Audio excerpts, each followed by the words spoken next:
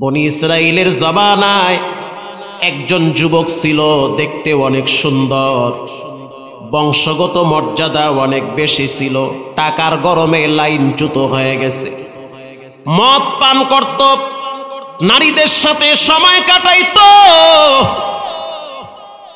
নাম ছিল কিফিল। ঘটনাক্রমে একদিন এক সুন্দরী সুশ্রী মহিলা তার ঘরের দরওয়াজার সামনে দাঁড়াইছে। দাঁড়াবার পরে যখন নক করছে, কিফিল দরওয়াজাটা খুলে দিয়েছে। কিফিল যখন দরওয়াজা খুলে দিল, মেয়েটা বলতে আছে, কিফিল, বিপদে পইরা তোমার কাছে আসছি, কিছু টাকা যদি ধার দাও তাহলে আমার অভাবটা দূর হবে।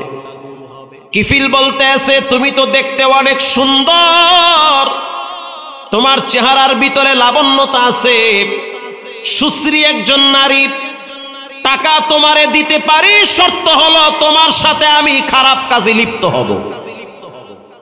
এটা বলার সাথে সাথে মেয়েটার হাতে পায়ে কাঁপুনি শুরু হয়ে গেছে। মেয়েটা তখন বলল, এই প্রস্তাবকে আমি প্রত্যাখ্যান করলাম, লাগবে না তোমার টাকা, চলে গেলাম। মেয়েটা যখন বাড়িতে গেল, গিয়া দেখলো তার ছোট বাচ্চাটা কাঁদতে কাঁদতে ক্ষুধার যন্ত্রণায় ঘুমায় গেছে। মা তো সন্তানের খিদা যদি পেটে থাকে তখন মা সহ্য করতে পারে না, সন্তানের মাথার কিনারায় বসে মাথায় একটু হাত বুলায় দিয়ে আবার চলে গেছে কিফিলের বাড়িতে। কিফিলের বাড়িতে যাওয়ার পরে আবার দরওয়াজায় লক করলো, কিফিল খুলে দিল। কি ব্যাপার, আবার তুমি কেন আসলা? কিফিল, তোমার প্রস্তাবে আমি রাজি হয়ে গেলাম, তোমার চাহিদা পূরণ করো, বিনিময়ে টাকা দেওয়া লাগবে। কিফিল বলতে আছে, তাহলে ভিতরে প্রবেশ করো। আল্লাহর রাসূল বলেছেন, যখন মেয়েটা ভিতরে প্রবেশ করলো, কিফিল আস্তে করে দরওয়াজাটা লাগায় দিছে। মেয়েটা ভীত সন্ত্রস্ত হয়ে বলতে আছে, যুবক, শুধু দরজা লাগাইলে হবে না, জানলাগুলাও লাগায় দেওয়া লাগবে, যতগুলা ছিদ্র আছে প্রত্যেকটা ছিদ্র আটকায়া দেওয়া লাগবে। আমার বংশগত একটা মর্যাদা আছে, সামাজিকভাবে আমার একটা মূল্যায়ন আছে, এই কাজ আমি কোনোদিন করি নাই, আজ আমার দেওয়ালে পিঠ ঠেকে গেছে, তোমার কাছে আসতে আমি বাধ্য হয়েছি, রাজি হয়ে গেলাম, যত চাহিদা তোমার পূরণ করো, টাকা কিন্তু দেওয়া লাগবে। কিফিল টাকা দিয়া বলতে আছে, রাখো তুমি টাকা, বিছানায় শুয়ে পড়ো। যখন মেয়েটা বিছানায় শুয়ে পড়ছে, কিফিল তাকায়া দেখলো তার চেহারাটা একেবারেই মলিন, দুশ্চিন্তা, আর তার চোখের পানি বায়া বায়া মাটি স্পর্শ করতেছে। কিফিল প্রশ্ন করলো, কেন কাঁদো? এনজয় করার সময় হাসতে হয়, কাঁদতে হয় না। মেয়েটা বলতে আছে, কিফিল, আমি কাঁদি না, কে যেন আমারে কাঁদায়। আল্লাহু আকবার! কে তোমারে কাঁদায়? কোন শক্তি তোমারে কাঁদায়? কেন কাঁদায়? এটা বলার সাথে সাথে মেয়েটা উত্তর দিল, ইন্নী আখাফুল্লাহ, আমি একজনকে সবচেয়ে বেশি ডরাই, তিনি হলেন কে? আলাম ইয়ালাম বিআন্নাল্লাহা ইয়ারাহ, অন্ধকার রাতে ঘরের দরজা লাগাইয়া যুবক তুমি মোবাইলের দিকে তাকাইয়া কি দেখতেছো? তোমার দিকে আরো একজন তাকাইয়া আছে, চিৎকার মেরে বলো, তিনি হলো কে? আল্লাহরে ডরাও, নাফরমানি করতে করতে রাত পার করে দাও, খবর থাকে না, অথচ তোমাদের পাতা লাগে। তুমি আমি রাত জেগে জেগে পাপাচারে লিপ্ত হই, আর তোমার আমার রব জানলার দরজার ফাঁক দিয়া অক্সিজেন বাতাস পাঠাইয়া তোমারে আমারে বাঁচায়া রাখে। আল্লাহু আকবার বলেন। মেয়েটা যখন বলল, ইন্নী আখাফুল্লাহ, এটা মুখ দিয়ে কইছে, ইন্নী আখাফুল্লাহ, আমি একজনরে ডরাই, চিৎকার মেরে বলেন, তিনি হলেন কে? আল্লাহরে ডরাই, প্রস্তুতির শিকার বাধ্য হয়েছি। কিফিল বলতে আছে, আসলে কি তুমি আল্লাহরে ডরাও? কয় হব, আমার পশমের গোড়ায় গোড়ায় মনে হয় যেন আগুন লাগায় দিছে কে। কিফিল, শুনে নাও, এই মাটির নিচে কিন্তু একদিন যাওয়া লাগবে। ইয়াউমা ইযিন তুহাদ্দিসু আখবারাহা, কিয়ামতের দিন মাটি বান্দার পক্ষে বিপক্ষে সাক্ষী দিবে। আল্লাহর ডর যদি অন্তরে থাকে তাহলে একটা মেয়েরে নিয়ে বিছানায় শোয়া এই কাম করতে পারো না। এই কাজটা যদি তোমার বোনের সাথে কেউ করত কেমন লাগতো রে যুবক? এই কাজটা যদি তোমার সামনে তোমার মেয়েটার সাথে কেউ করত কেমন লাগতো? তুমি যদি কান দিয়ে শুনতা তোমার মার সাথে আরেকটা ছেলে জিনা করতেছে কেমন লাগতো কলিজায়?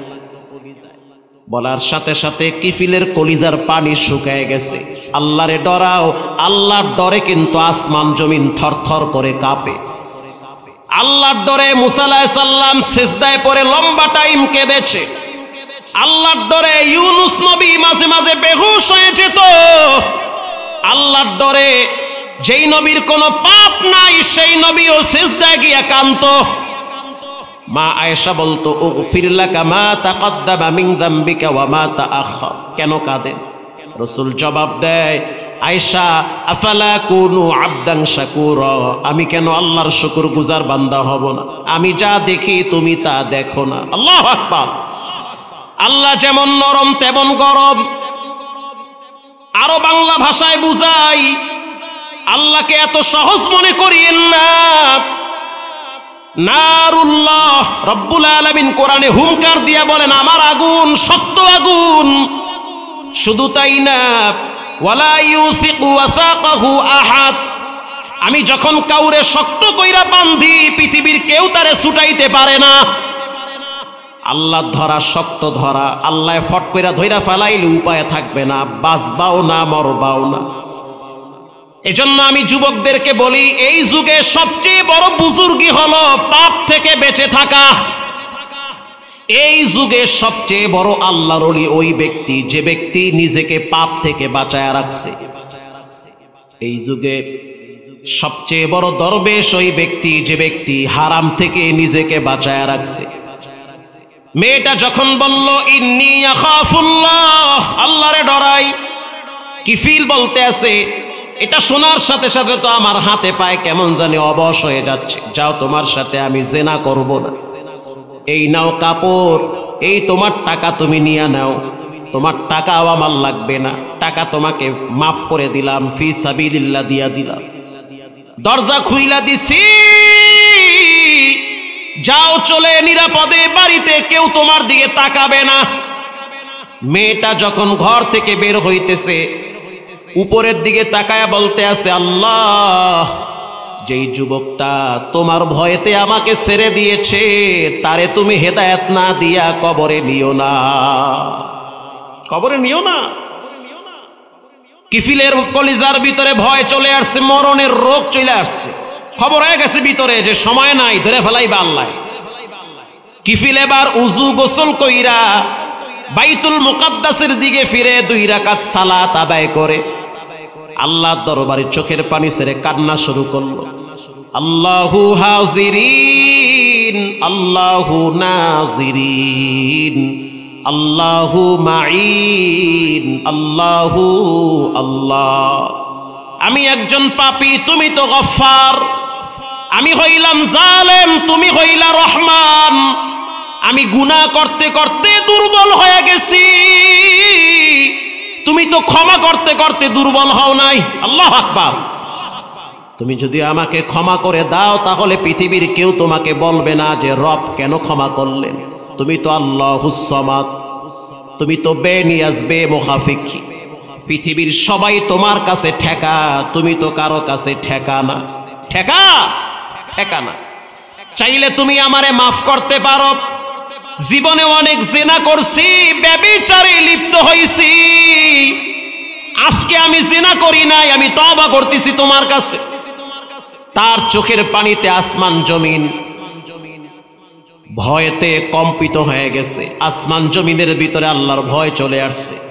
আল্লাহর সিদ্ধান্ত কি হয় তারা চিন্তায় পড়ে গেছে। আল্লাহর সিদ্ধান্ত স্পেশাল।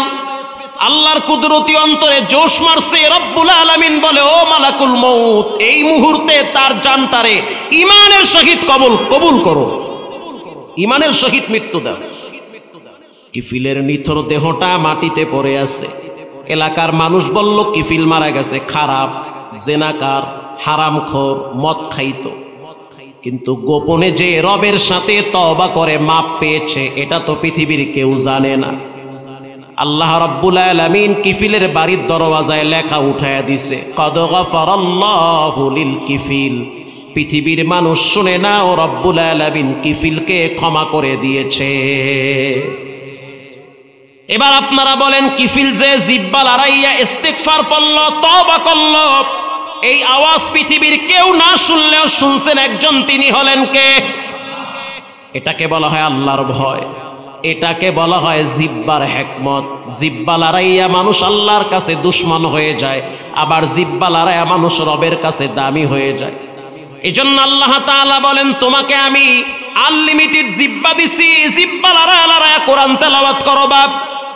1 নম্বরের গুণ হবে কোরআন তেলাওয়াত করা, 2 নম্বরে নিয়মিত নামাজ আদায় করবে। এখানে এমনও যুবক আছে ঠিক মতো উজুটাও করতে পারে না, তায়াম্মুম পারে না, উজুর ফরজ জানে না, গোসলের ফরজ জানে না, শুধু তাই না, উজু ভঙ্গের কারণ কয়টা তাও জানে না, নামাজ ভঙ্গের কারণ কয়টা তাও জানে না। ওই যে রংপুর গঙ্গারচড়া ওয়াজে গেলাম, এক যুবক আইসা বলে, হুজুর আমি আপনার বিশাল ভক্ত। সে আমারে মোবাইল বের করে দেখাইতেছে আপনার 300 বয়ান এখানে ডাউনলোড করা, তাও আবার 2 মেমোরিতে। বিশাল এক ভক্ত। আমি বললাম তুমি নামাজ পড়ো? বলে হ হুজুর পড়ি, শুক্রবার পড়ি। মাশাআল্লাহ, তো চান কপাল। তার মানে সে বুঝাইলো শুক্রবার পড়লে হয়ে যায়। আমি বললাম তুমি কি ছানা পারো? কয় হুজুর আমি ছানা খাই। গো আল্লাহ কয় কি? তার মানে যারা ঠিক মতো 5 ওয়াক্ত সালাত আদায় করে না, তারা ঠিক মতো নামাজের দোয়া কালামও পারে না। পারে না? কয়জনে পারে এখানে? আমি 2-10 জন বেজে গেলে তো শেষ। দোয়ায় কুনুত পারে না। এজন্য মানুষের সফলতার শান্তির জন্য প্রথম আপনাকে নামাজের কর্মসূচি নিতে হবে। আল্লাযীনা ইউকিমুনাস সালাতা ওয়া মিম্মা রাযাকনাহুম ইউনফিকুন। মুমিনদের অন্যতম একটা বৈশিষ্ট্য হলো মুমিনরা নামাজ কায়েম করবে। যাদেরকে রব্বুল আলামিন ক্ষমতার চেহারে বসাবে, আল্লাহ বলেন ইম্মাক্কান্নাহুম ফিল আরদি ইয়াকামুস সালাহ।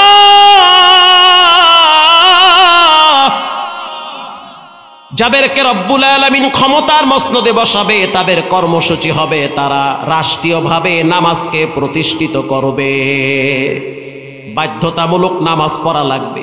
টিওনো সাহেব সে নামাজ পড়াবে, এসপি সাহেব সে নামাজ পড়াবে, ডিসি সাহেব নামাজ পড়াবে, মহল্লার চেয়ারম্যান সাহেব তার কার্যালয়ে সে জামাতের ইমামতি করবে।